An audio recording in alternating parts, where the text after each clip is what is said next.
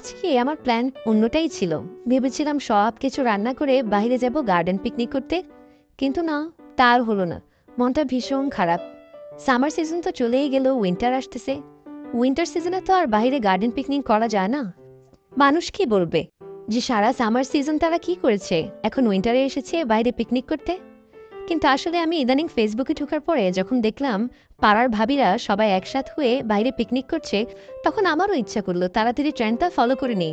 যাই হোক, কালকে পরশু যদি রোদ থাকে তাহলে বাইরে যাব, দেখি মনের ইচ্ছাটা পূরণ করতে পারি কিনা। আর এখানে খিচুড়িটা রান্না করে নেব। হাজবেন্ডকে বলেছিলাম, তুমি একটু ক্যামেরাটা ধরো তো, আমি একটু রান্নাটা শেষ করে নিই।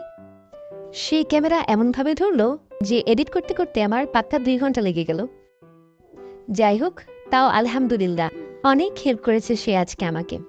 এখানে খিচুড়ি রান্না হয়ে গেল এবং গরুর মাংস রান্না হয়ে গিয়েছিল। ভেবেছিলাম সালাদ